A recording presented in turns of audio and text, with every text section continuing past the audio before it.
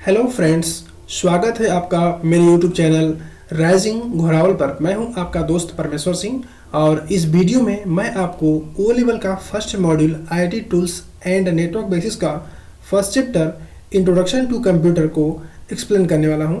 क्योंकि यह चैप्टर थोड़ा लॉन्ग है, इसलिए मैं इस चैप्टर को कई पार्ट्स में कवर कर रहा हूँ। इसका पार्ट 1, पार्ट 2, पार्ट 3, पार्ट 4 और पार्ट 5 मैं ऑलरेडी बना चुका हूँ और उन वीडियोस के लिंक आपको इस वीडियो के डिस्क्रिप्शन में मिल जाएगा। और ये इस चैप्टर का पार्ट 6 है। इस वीडियो में मैं आपको hardware, software, type of software, mobile apps, type of mobile apps, operating system, programming languages और टाइप ऑफ प्रोग्रामिंग लैंग्वेजेस को एक्सप्लेन करने वाला हूँ। हार्डवेयर कंप्यूटर के फिजिकल कंपोनेंट्स को हार्डवेयर कहते हैं। मीन्स ऐसे कंपोनेंट्स जिनको आप टच कर सकते हैं उसे हार्डवेयर कहते हैं। जैसे CPU, monitor, mouse, keyboard, motherboard, UPS, SMPS, CMOS, BIOS इत्यादि। यूपीएस का फुल फॉर्म होता है अनइंटरप्टेड पावर सप्लाई और यह कंप्यूटर को बैकअप देने के लिए प्रयोग किया जाता है। एसएमपीएस का फुल फॉर्म होता है switched mode power supply. SMPS में ही हम कंप्यूटर में पावर सप्लाई कनेक्ट करते हैं। सीएमओएस का फुल फॉर्म होता है कॉम्प्लीमेंट्री मेटल ऑक्साइड सेमीकंडक्टर। यह एक प्रकार की बैटरी होती है जिसके द्वारा हमारे कंप्यूटर का जो डेट टाइम होता है और अन्य जो बायोस सेटिंग होती है वह मेंटेन रहती है। बायोस का फुल फॉर्म होता है बेसिक इनपुट आउटपुट सिस्टम और आईसी का फुल फॉर्म होता है इंटीग्रेटेड सर्किट। बायोस में कंप्यूटर की सेटिंग्स स्टोर रहती हैं जैसे date time, booting priority and BIOS password आदि। सॉफ्टवेयर इंस्ट्रक्शन, डाटा और प्रोग्राम्स का सेट होता है जिसका प्रयोग कंप्यूटर को ऑपरेट करने के लिए और कंप्यूटर के द्वारा किसी विशेष कार्य को कराने के लिए किया जाता है। सॉफ्टवेयर दो प्रकार के होते हैं, सिस्टम सॉफ्टवेयर और एप्लीकेशन सॉफ्टवेयर। सिस्टम सॉफ्टवेयर एक या एक से अधिक सामान्य उद्देश्य के प्रोग्रामों का समूह होता है जो कंप्यूटर के ऑपरेशंस को कंट्रोल करता है और यूजर और डिवाइस के बीच में इंटरफेस मीन्स मध्यस्थ का कार्य करता है। सिस्टम सॉफ्टवेयर तीन प्रकार का होता है, ऑपरेटिंग सिस्टम, डिवाइस ड्राइवर्स और लैंग्वेज ट्रांसलेटर्स। सिस्टम सॉफ्टवेयर का पहला प्रकार है operating system. Operating system computer पर एप्लीकेशंस प्रोग्राम्स को रन करने के लिए प्लेटफॉर्म प्रदान करता है। जैसे एक ट्रेन डायरेक्टली मिट्टी पर नहीं चल सकती है, उसी तरह से एप्लीकेशन सॉफ्टवेयर डायरेक्टली हार्डवेयर पर नहीं रन कर सकते हैं। जैसे ट्रेन को रन करने के लिए ट्रैक की जरूरत होती है, उसी तरह से एप्लीकेशन सॉफ्टवेयर्स को हार्डवेयर पर रन करने के लिए ऑपरेटिंग सिस्टम्स की जरूरत होती है। जैसे एक बार ट्रैक लगाने के बाद आप उस ट्रैक पर किसी भी प्रकार की ट्रेन को चला सकते हैं, उसी तरह से एक बार ऑपरेटिंग सिस्टम इंस्टॉल करने के बाद आप किसी भी प्रकार का एप्लीकेशन सॉफ्टवेयर उस पर रन कर सकते हैं। इसके अलावा ऑपरेटिंग सिस्टम एक ऐसा प्रोग्राम होता है जो कंप्यूटर के ऑपरेशंस को कंट्रोल करता है और जॉब शेड्यूलर का कार्य करता है। मीन्स कंप्यूटर के द्वारा जो भी टास्क परफॉर्म किए जाने हैं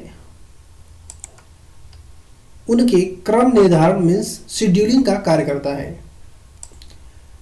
कंप्यूटर ऑन होने के बाद कंप्यूटर की मेमोरी में सबसे पहले लोड होने वाला प्रोग्राम ऑपरेटिंग सिस्टम ही होता है। कुछ प्रमुख पॉपुलर ऑपरेटिंग सिस्टम जैसे विंडोज़, MS-DOS, लिनक्स, यूनिक्स और मैक ऑपरेटिंग सिस्टम। वास्तव में ऑपरेटिंग सिस्टम दो प्रकार के होते हैं, CUI और GUI। CUI ऑपरेटिंग सिस्टम ऐसे ऑपरेटिंग सिस्टम होते हैं जो कमांड बेस्ड होते हैं। मीन्स उसमें कार्य करने के लिए हमें विशेष प्रकार के कमांड्स को टाइप करना होता है। मीन्स उसमें केवल कैरेक्टर्स होते हैं, उसमें कोई इमेज या डायग्राम नहीं होता है। CUI बेस्ड ऑपरेटिंग सिस्टम में केवल टेक्स्ट होता है और हर कार्य को करने के लिए हमें विशेष कमांड्स की जरूरत होती है। यदि आपको कमांड्स याद नहीं है तो आप CUI बेस्ड ऑपरेटिंग सिस्टम पर कार्य नहीं कर सकेंगे, और CUI बेस्ड ऑपरेटिंग सिस्टम है DOS और यूनिक्स, जबकि विंडोज़, लिनक्स और मैक ये तीनों GUI बेस्ड ऑपरेटिंग सिस्टम हैं। GUI ऑपरेटिंग सिस्टम को यूज़ करने के लिए आपको किसी भी कमांड्स को लर्न करने की ज़रूरत नहीं होती है, क्योंकि इसमें ग्राफिक होता है, मीन्स आइकन होते हैं, ऑप्शंस होते हैं, और इससे आप माउस के द्वारा क्लिक करके इस पर कार्य कर सकते हैं।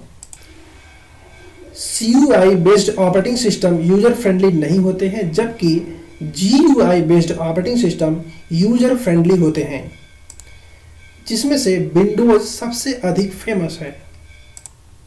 सिस्टम सॉफ्टवेयर का सेकेंड टाइप है डिवाइस ड्राइवर्स।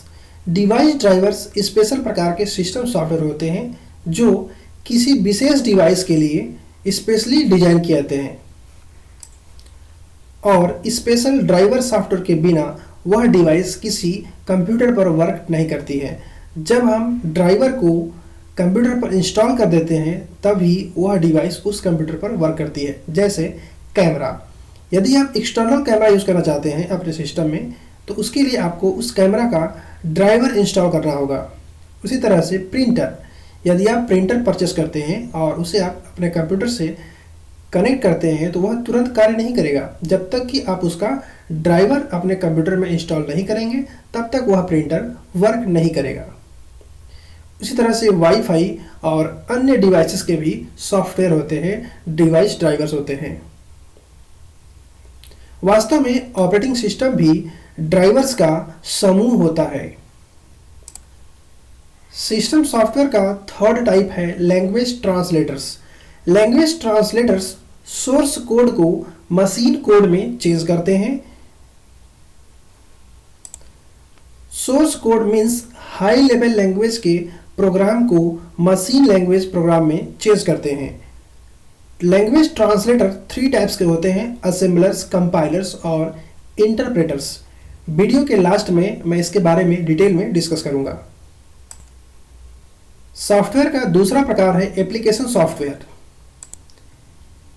एप्लीकेशन सॉफ्टवेयर वे सॉफ्टवेयर होते हैं जो किसी विशेष पर्पस को फुलफिल करने के लिए या फिर किसी विशेष कार्य को करने के लिए डिजाइन किए जाते हैं, जैसे पेरोल पैकेज और inventory package. Payroll package employees के सैलरी से संबंधित रिकॉर्ड रखता है, और इन्वेंट्री पैकेज किसी शॉप में आने वाली स्टॉक और जाने वाले स्टॉक का रिकॉर्ड रखता है। इन्वेंट्री सॉफ्टवेयर का बेस्ट एग्जांपल है टैली। एप्लीकेशन सॉफ्टवेयर 3 प्रकार के होते हैं, जनरल पर्पस, स्पेशल पर्पस और system utilities. First, general purpose software. ये सॉफ्टवेयर ऐसे सॉफ्टवेयर होते हैं जिनके द्वारा हम कई कार्य को कर सकते हैं, जैसे वर्ड प्रोसेसर, स्प्रेडशीट और प्रेजेंटेशन सॉफ्टवेयर। वर्ड प्रोसेसर का सबसे अच्छा एग्जांपल है MS word means Microsoft word, जिसमें आप कई प्रकार के कार्य कर सकते हैं। उसमें आप एप्लीकेशन टाइप कर सकते हैं, रिज्यूम बना सकते हैं, पेपर टाइप कर सकते हैं और वेब पेज भी आप डिजाइन कर सकते हैं। उसके अलावा आप सिंपल ग्राफिक्स भी उसमें डिजाइन कर सकते हैं। तो word processor general purpose software का एक बेस्ट एग्जांपल है। Second, special purpose software. ये सॉफ्टवेयर ऐसे सॉफ्टवेयर होते हैं जो किसी स्पेसिफिक टास्क के लिए डिजाइन किए जाते हैं, जैसे पेरोल सिस्टम और इन्वेंट्री सिस्टम। पेरोल सिस्टम केवल सैलरी से संबंधित ही रिकॉर्ड रखता है, मीन्स पेरोल सिस्टम एम्प्लॉइज के केवल सैलरी से संबंधित ही रिकॉर्ड रखता है, उसके अलावा उसमें कोई और रिकॉर्ड मेंटेन नहीं होता है।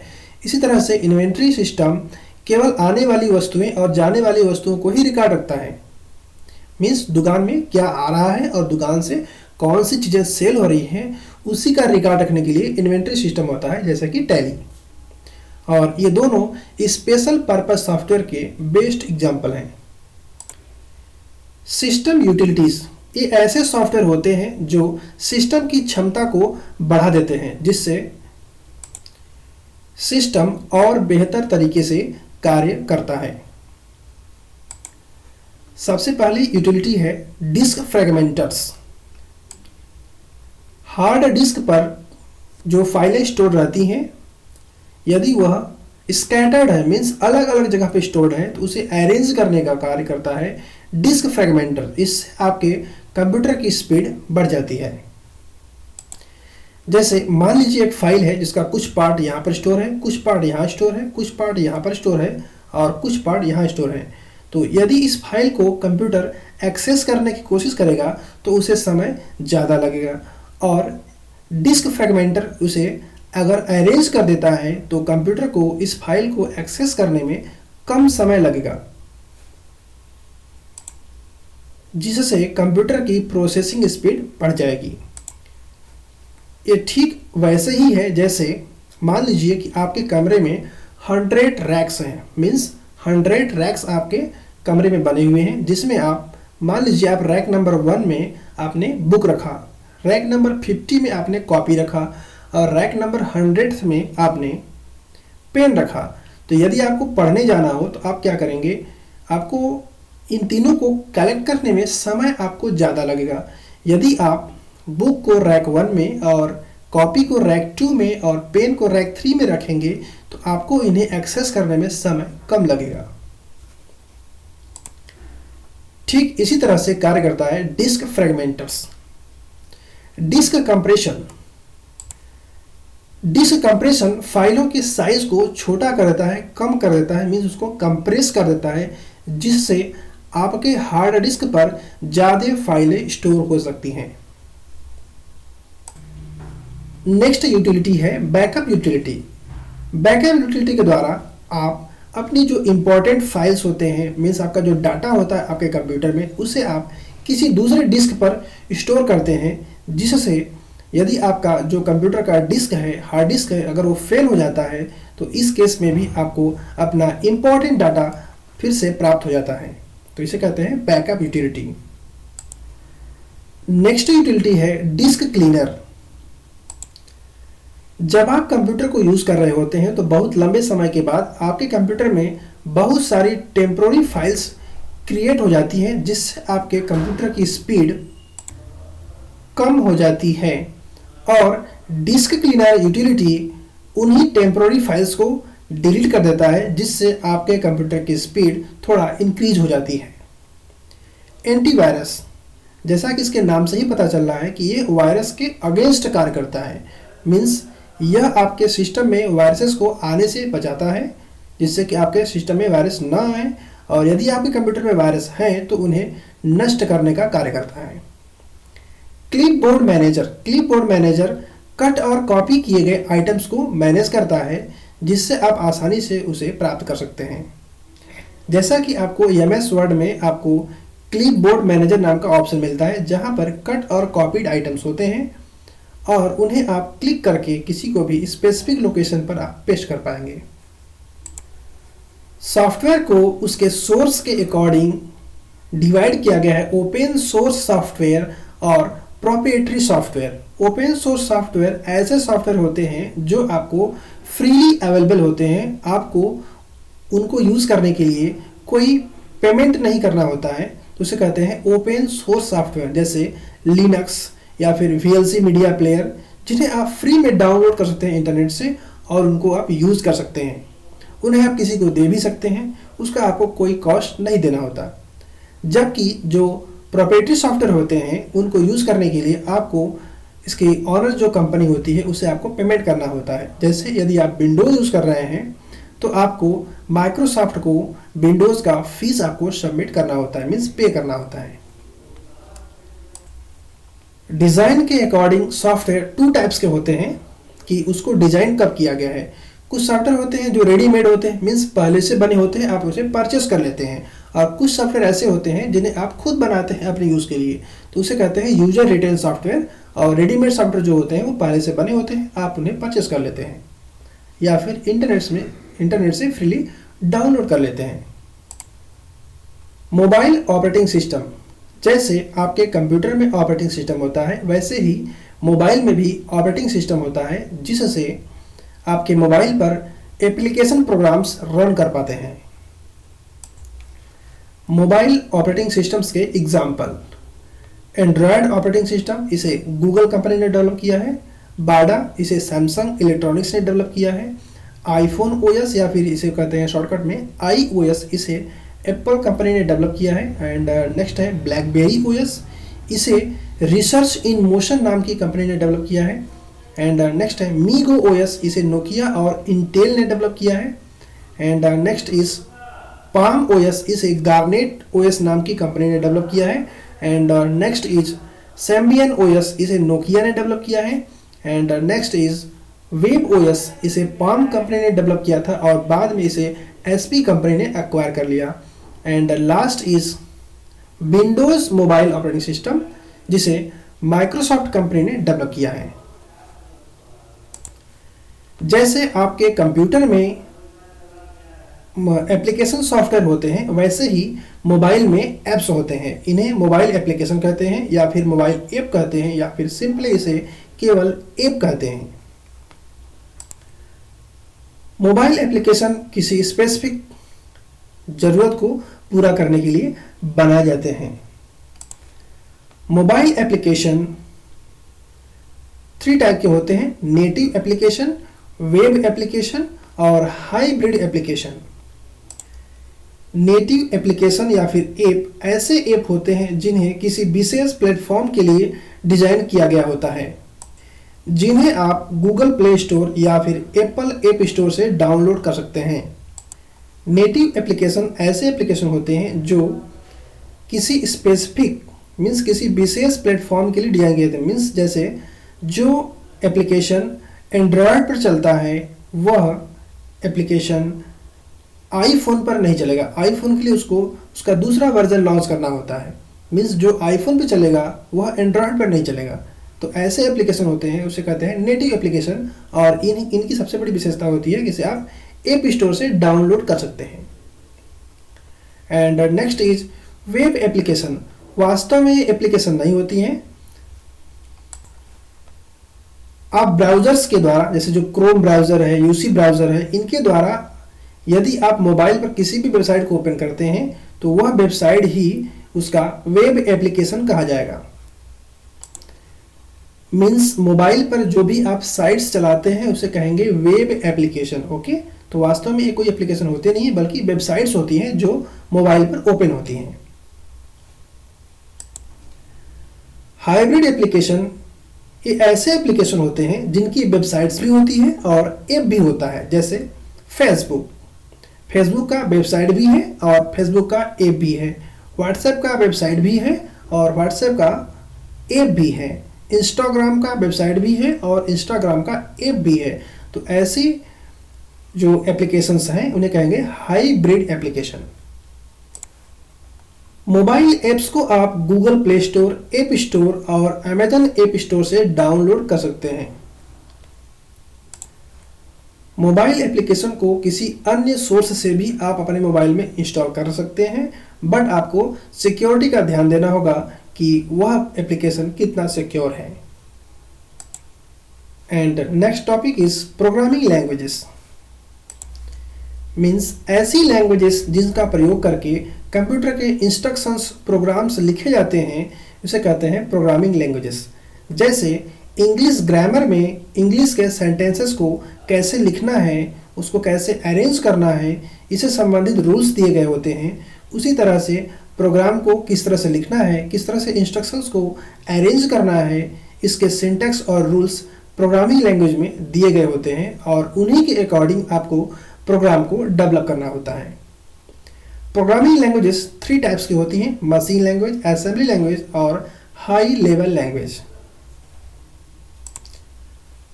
मशीन लैंग्वेज के कोड बाइनरी फॉर्म में लिखे जाते हैं